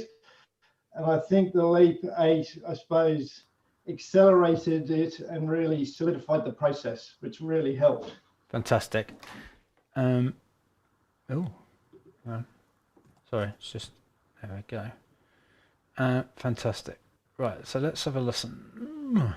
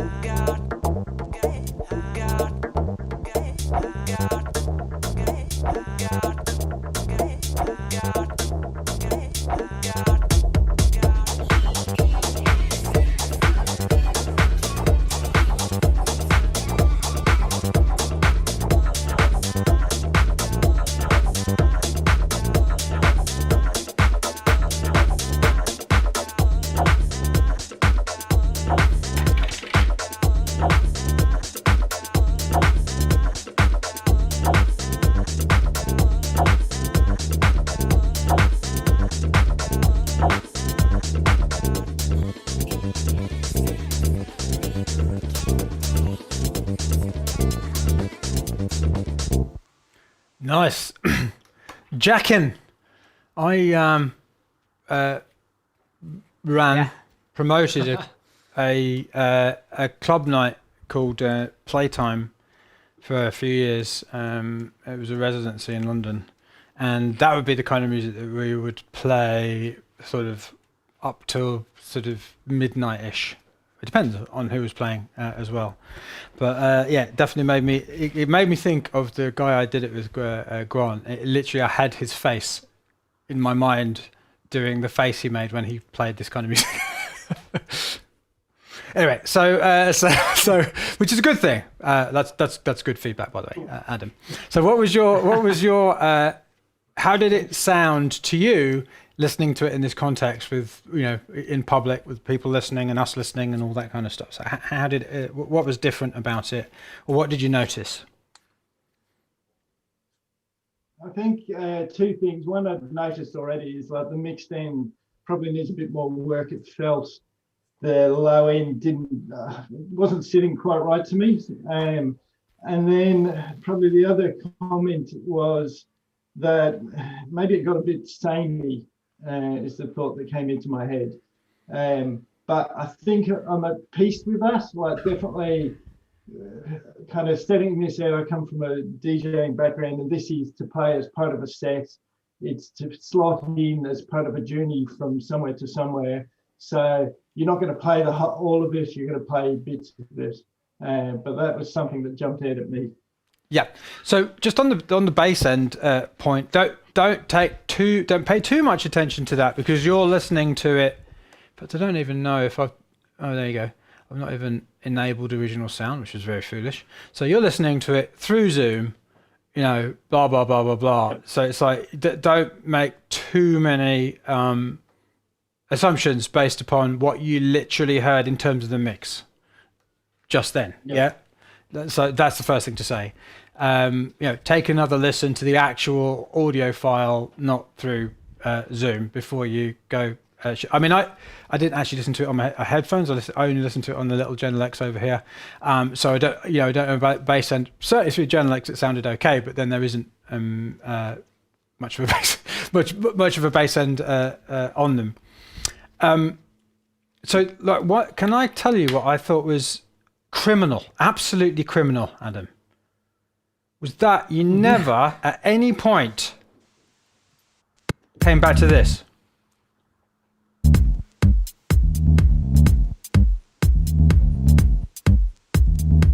Yep. That is so catchy, it's ridiculous. That is the kind of thing that would make people go potty on the right dance floor. It'd be like that. Woo! Right? And you never, ever, ever come back to it. Are you crazy? Yep. What's wrong with you, man? It's like, yeah, you've got something there that you can do all of this stuff around here. Yeah. I mean, you've got it. You've got that bass line with the thing, with other stuff over the top. Yeah. Yep. But you could just imagine. I can't do it in this. You can do it with an MP3. But, yep. It's like, that's a moment. Like, as soon as I heard that, I was like, if I had that in a tune I was making, I'd be like, all right, okay, so I'm going to come back to that 3 times, and that's what I'm going to do. It's going to be all about coming back to that. Now, you don't have to do what I just said. Yep. But the reason I'm telling you what I would do, because this is about arc again, and it's about the thing. This is the thing. like this combination of parts. Woo! Kick it! You know, that's like the kind of thing we used to do at playtime. So you know, have everyone screaming at that point, and that is like crying out to be the thing. But at the moment, it's not the thing because it never comes back. Yep. Yeah, because I think for me, yeah, go on. Yeah. For me, I think I thought the thing was the kind of more percussive bit. So with more of the elements, but I see what you mean. Yeah. I mean, really, the thing. I mean, it's definitely of all of the elements there. I mean, you could arrange it differently, but of all of the elements there, that's the one that screams thing more than anything else at the moment. That doesn't mean it has to be that, and it's your choice. You're the artist. I'm not telling you that, but at the moment, that's the most thing-like thing that there is, because it's like it's the catchiest thing, and it's the one. It's almost like I just get this feeling that if there was kind of chaos before it, and then it came back to that, the whole place would just descend into complete insanity, which is what you want, right? And it's almost like I think sometimes the problem that people have when they're making music is they mistake energy for busyness, right? Mm-hmm. Yeah, but energy doesn't actually come from busyness. It can. So it's almost like that they sort of say, it's lacking energy because there's not enough in there. It's almost like if there's more going, that's got more energy. No, actually energy comes from, I'm trying to find an elastic band. I really need to keep an elastic band for these moments. Right, so you know when you're pulling an elastic band, yeah, and you kind of, you pull it back and there's a lot of tension in it. The most energy that you get is when you release the elastic band. Yeah, so you release that tension. So by bringing back something that people are waiting for, which is usually the most hooky thing, you release the tension. So you actually can increase the energy by having less playing in that situation. Yeah, because you can imagine.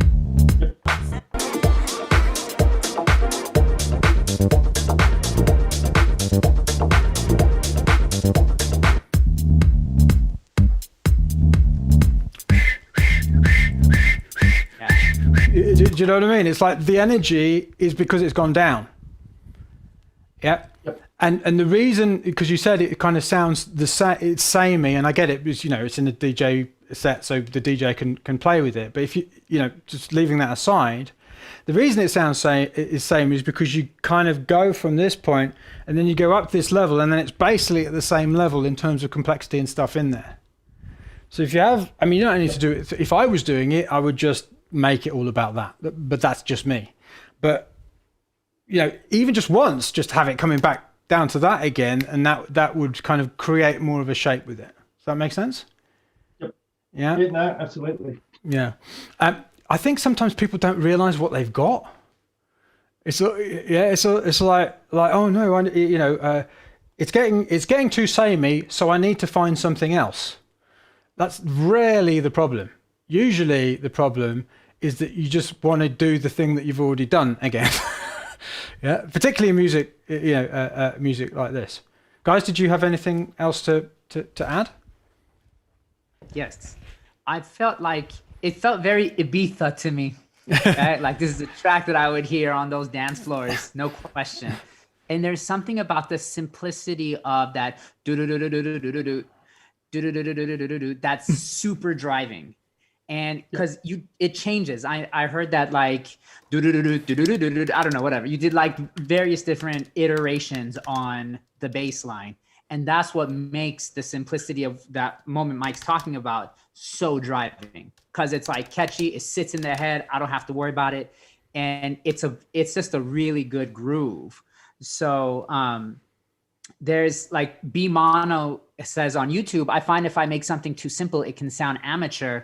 That I understand why you would think that, But like we're talking about now, that's not necessarily the case. It's the opposite way There's a around. reason why. It's the opposite way around. Like you can tell the masters are the ones who do simple. Just listen to the music. Like I do. It's almost like it's like right there in front of your face. Listen to the music that you love and tell me that it's not simple. Yeah, I mean even the complex stuff is simple in its complexity, if you like. So there might be a lot in the part, but I mean even Complextro is actually quite simple in a sense, right? It's like there's not. It's that I think I mean it partly down to confidence. I'm not talking about you now, Adam. I'm just talking in general. It's partly down to confidence, I think, or maybe not using courage, and I think it's partly down to just assuming that the reason that you're finding it boring or that is because there's something missing. It's I think what it is that you're not clear on where it's going, what the thing is, what the purpose is, and you know how to deliver those elements. It's not about adding more. I mean, all of the just be mono. Go and listen to your favorite music and tell me it's complicated. Mm-hmm. Yeah, I was gonna say it's like the reason you splurge and the reason you move quickly is because if you listen to a simple idea like 1,000 times, like most of the music producers in the world do, they end up getting bored with it because it is simple and they think like they need to add something. But it's like if you just take that simple idea, that's the thing that people are going to latch onto. Yeah. And you need to understand like how A, musically illiterate people are, and B, the more times you listen to it, the more you think that it's too simple, when in reality that's the thing that someone would hear for the first time on a dance floor and love because they understand it, they get it, and it's good and it makes sense and it does the thing that you want the music to do. Like I will never stop being surprised when I talk to people that are not musicians and hearing their ability to like comprehend music. Like I had a family member and I was talking to them about a song, and they were like, I love this one song. It's something I think you would like. And I asked them, I was like, does it have drums in it? And they were like, whoa, I'm not like a musician. I have no idea if there's. And I'm just like you don't have the ability to hear a song and know if it has drums in it. And they're like, no, I would never be able to do something like that. And so like you just have to realize like we're these like musically trained people listening to these like grimy details about like the level of the hi-hat. And the majority of people just want something that they can latch onto and dance to, especially with dance music. So like that little simple thing, if you can like punch people in the face with that and just make it super easy to comprehend and understand right off the bat, that's what's going to make people like Mike said, just go absolutely nuts because they get it. They can get it within a second, within a split second, they get it and it's good and it's catchy and it makes them dance. Yeah. Can I jump on that point? Like Southern hip hop, when it had its run and how it's influenced the sound, the simplicity of like one synth line, one 808, simple drums, and space for the MC. That's it. But it's like, think of Little John, Snap Your Fingers. Da da da da da da da da da da. Banger. Banger. Like, that's the song that blew him up, right? But it's so simple. And people, a lot of producers, including myself for a period of time, was like, I can make that. But no, it's harder than you think it is. Just to have a very clear and precise idea that cuts through everything else. It's interesting. So I'm totally on board with what Mike and Luke are saying. Okay. So this is using these Moogs and just one, two Moogs, piano, and string. So I've got 3 sounds.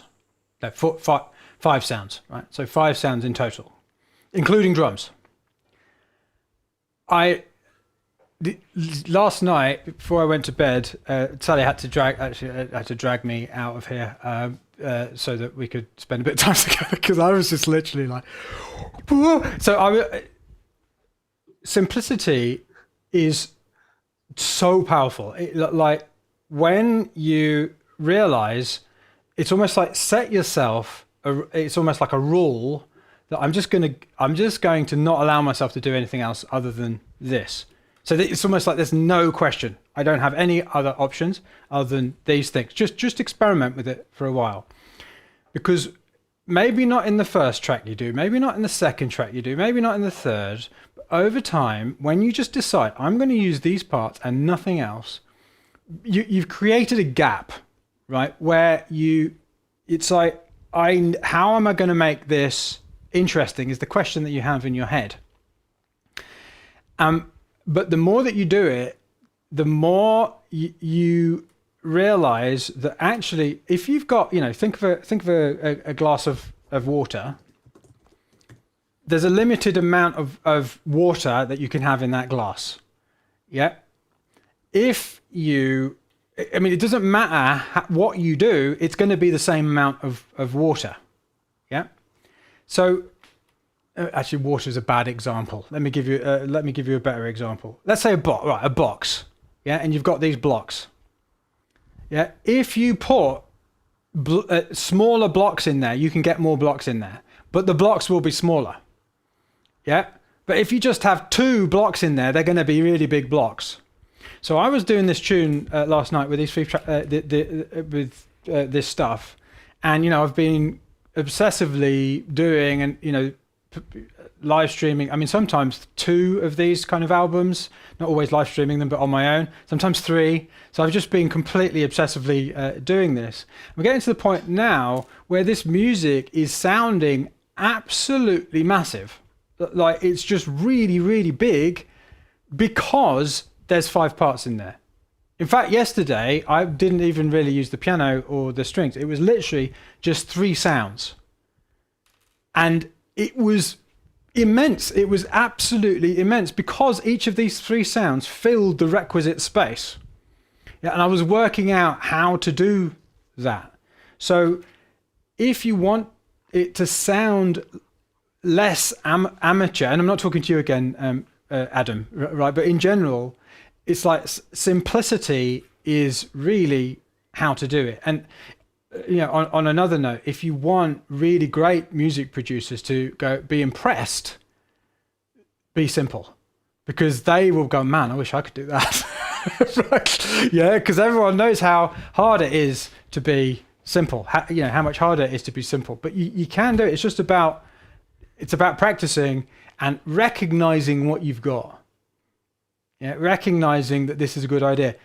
Even just if but you're not sure it's a good idea, pretend that it's a good idea. Just say, I'm just going to pretend that this is a good idea, and I'm going to be so simple, it's almost embarrassing.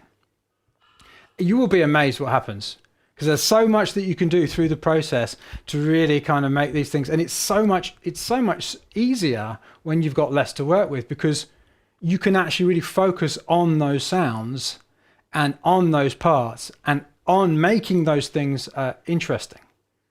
And it will blow people's heads off. They'll be like, how do you make it so simple but it's be so interesting? Who was it? I think it was somebody who's on the YouTube, who was on one of my live streams, my daily live streams, and they said it's amazing that these, just 3 moves can sound so rich while I was playing. And I typed in and I said, it's because there's only 3 things playing that it sounds so rich. It's not in spite of there being 3 things playing. It's because there are only 3 things playing. So yeah. Right. Sorry, Adam, I just went off on one. But yeah, basically, have you got a good idea of what to do next? I mean, this sounds good already. Are you there? No, absolutely. It's like play around with the arrangement and see if I can tease out that bit to make it less samey, I suppose. Yeah, exactly. I mean, it's a contrast thing. So fantastic. All right. So thank you. As you're pulling up the next person, Richard Schaefer asks in YouTube, why do we like simplicity? Any other insights? Less energy used, least space for imagination?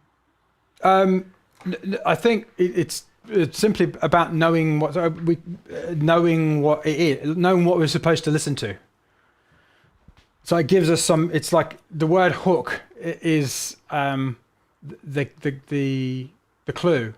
It's like it gives us something to latch onto. So So if we understand it immediately, we don't have to go.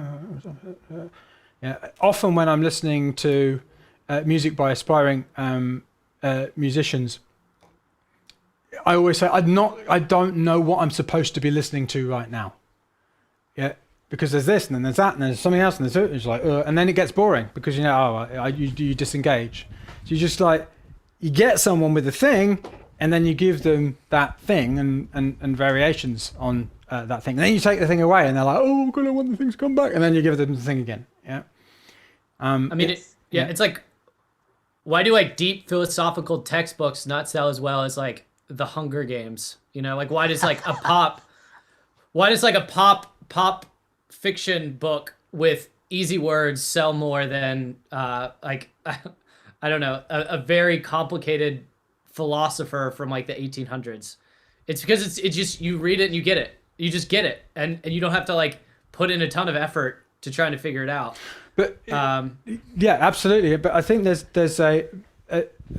more to it than that. Yeah, no, you're absolutely right, and I have no disagreements with that. The one thing I want to point out though is that doesn't mean that simple is less worthy, right?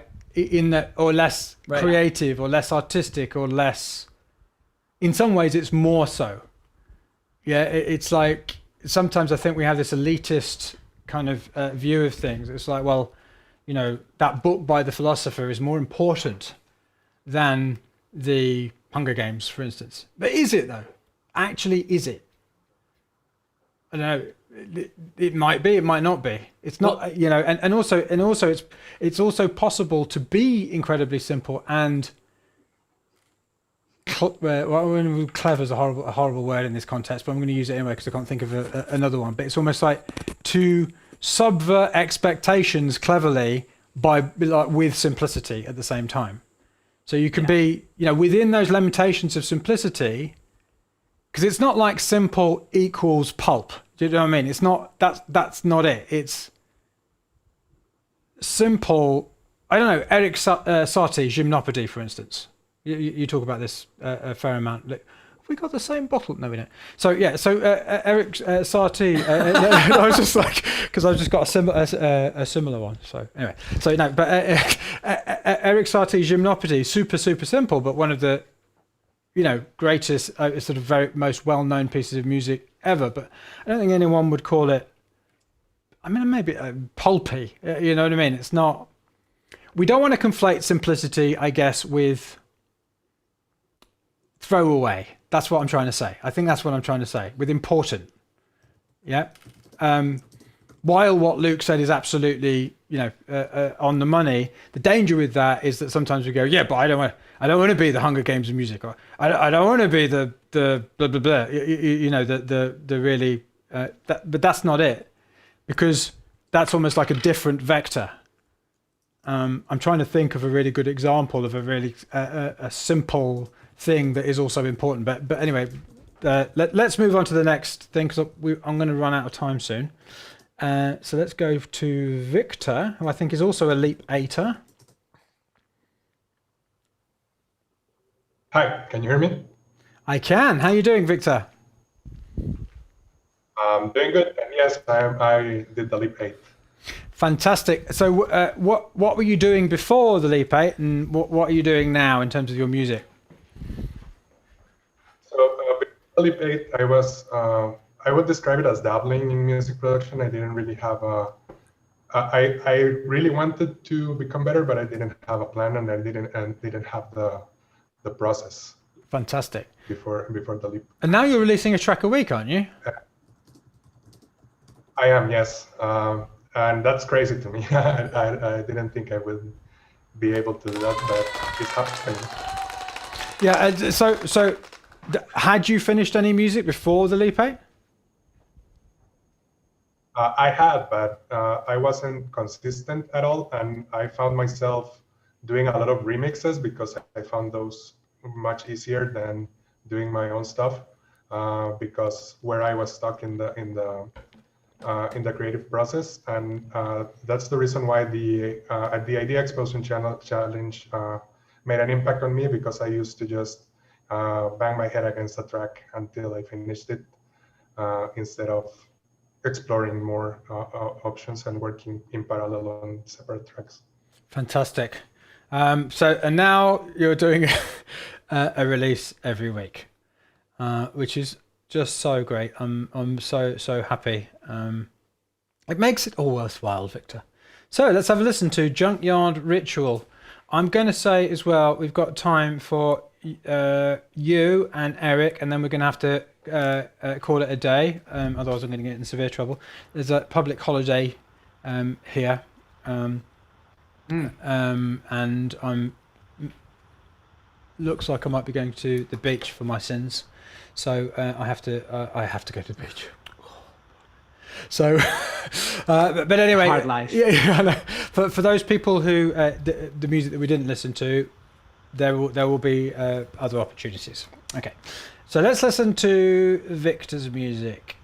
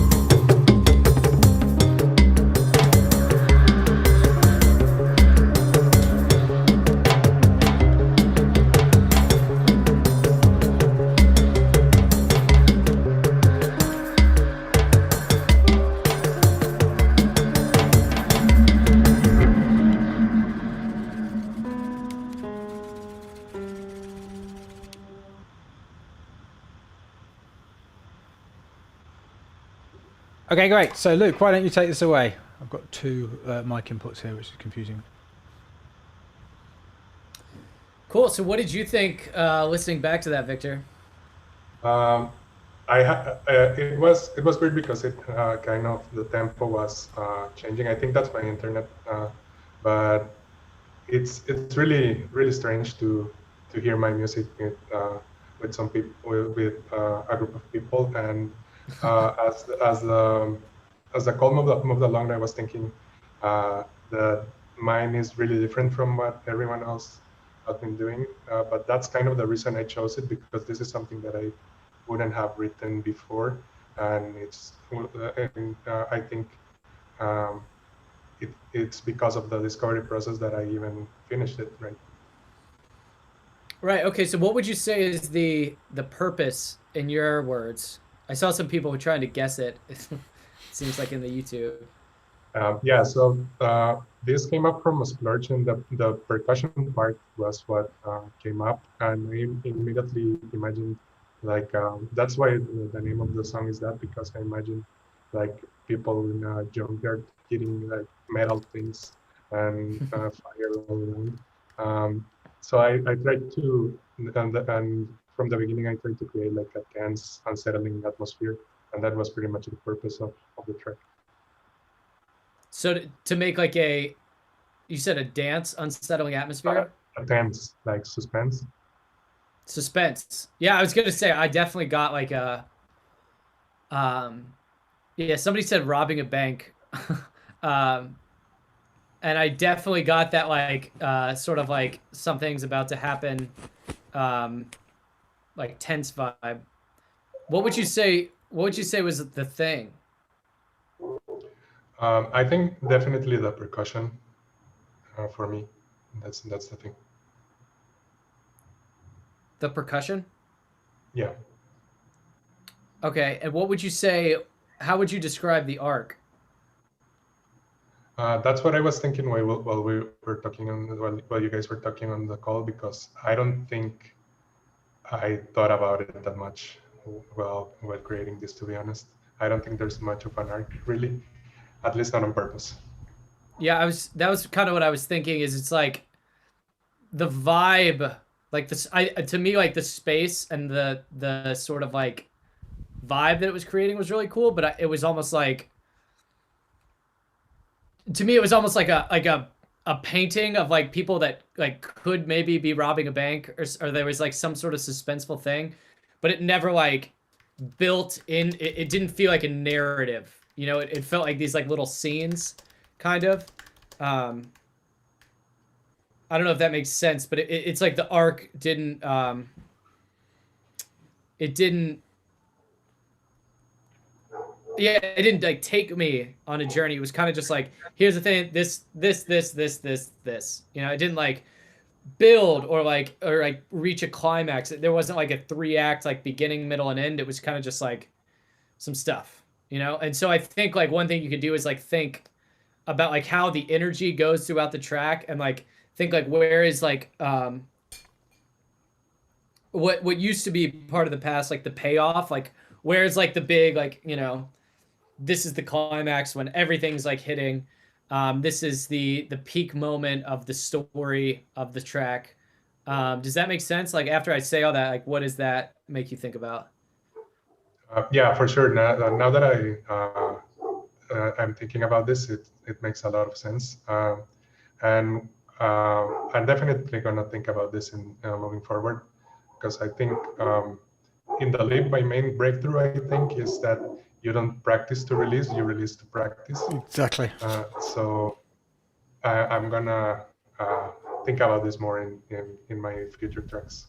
Yeah, the very simplest arc that you can create with any track, really, but a track like this is A B A B A B, and I mean you've got all the elements for an A B A B here. It might not be what you want to do, but let me just give you an example. So you've got the piano melody thing, yep, and then you've got the thing which you know at the moment I think it's the bass line and the percussion together, because I don't think if the percussion came in on its own that people would feel that it'd been resolved. It has to be that bass with the percussion. Yes, I think that's the thing. Yeah. So if you just had A being that the bass line with the percussion, or B, whichever way around, doesn't matter. But anyway, one section is the bass and the percussion, and the other section is that piano melody. Maybe you need something extra, you know, like a little pad or something behind it.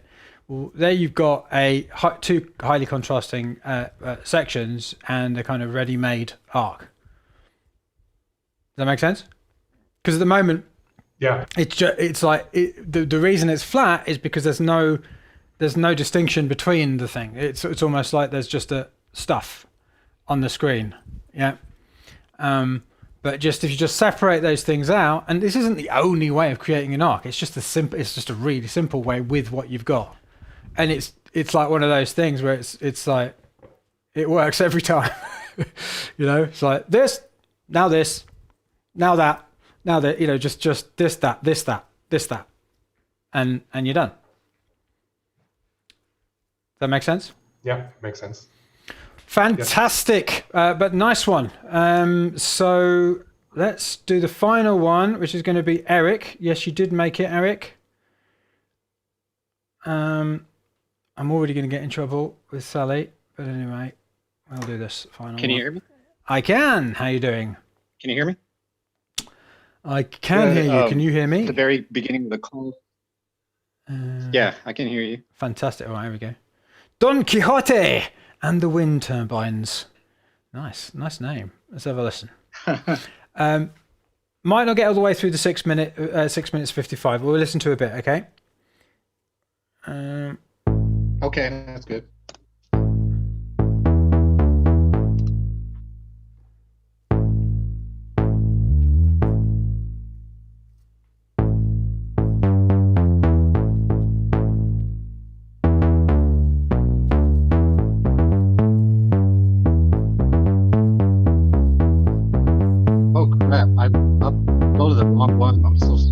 Sorry? That's just the baseline. Shit. Oh, I see. I uploaded the wrong one. That's the one where. Oh no! That's where I bounced the. Darn. Sorry about that, guys. It's okay. It's okay. I was like, oh, this is a nice bass solo we've got going here. All right. What I'm going to do then is I'm going to say that's the last one. Sorry about that, Eric. Next time. Good, man. So I'm going to So we will do another of these calls at the end of the Leap 9, of course. So never fear if we didn't get to you. And there we go. Don't forget. Oh, I've just covered that R-dash up. How unfortunate. Let's put this down here instead. There we go. I'm here. Don't hide me behind the sales message. Hidden behind a sales message. Story of my life. So the Leap class is starting on Friday, January the 29th. Link is in the description. It's a 10-week bootcamp style intensive thing where we finish loads of music. You've already heard loads of people. We didn't pay them. They paid us, in fact. So we didn't pay them to say those things. And, they've gone from nothing to loads. And lots of progress being made. You can see the community. It's all legit. It actually works if you do the work. Of course, this isn't a magic button. We don't do magical thinking in Make Music Your Life. It's hard work, but it's fun work, and we do it together. So you complete a music project of your choosing, and then I show you how you can build a secure and stable business with the magnet model, which you can see already. People are starting. Their releases over. Hang on a minute. Over here. All these people releasing music consistently now. This is all magnet model stuff that's happening, and I share with you how kind of that can work in the Leap as well. Weekly coaching calls, where we actually do workshop exercises. So it's not just me rabbiting on, it's actually, you actually do stuff. So we do workshop exercises, a lot to do with your mindset and sort of uncovering various different assumptions you have. If you've done anything with me so far, like the Idea Explosion Challenge, you've probably had a few, oh, hang on a minute. Oh yeah, that makes a lot of sense. And why didn't I know that, not notice that? Why did I not notice that before? Why is everything that everybody's ever taught me wrong? That's the kind of thing that we do in the weekly coaching calls. There's a Slack community, which you've also seen. These wonderful gentlemen, either of these will be your coach in the community for the first time through. And then you've got a bunch of extra training in the Leap library, which is optional. So yeah, it's people love it. People absolutely love it. It's one of those things. It's not really like anything else that there is out there, I'm told. And it's in fact completely different from anything else that's out there. So yeah, if you can make the commitment, because it is a commitment, then please check it out. We really are 100% behind helping you create the music that you want to create and build the life around it. So yeah, that is the end of this live stream stroke Zoom call. We're starting next Monday. Well, actually, no, we're starting with it this Friday. Is the closing. So yeah, check that out. And we're coming back with Momentum Monday in 2 weeks, 9th of February. 9th of February, or is it the 8th of February? I can't remember which way around it is. Yeah, 8th, 9th of February. Anyway, I'll be sending an email out about it. We'll be sorting out the Discord community to save it from the trolls and the evil people trying to ruin all our fun. We'll be sorting that out in the coming days, so apologies about that. So it's been great to hang out as ever. We will be back to more like normal service with Momentum Monday. This is an unusual call. This isn't what Momentum Mondays are like at all. So until then, I hope to see you in the leap and onwards and upwards.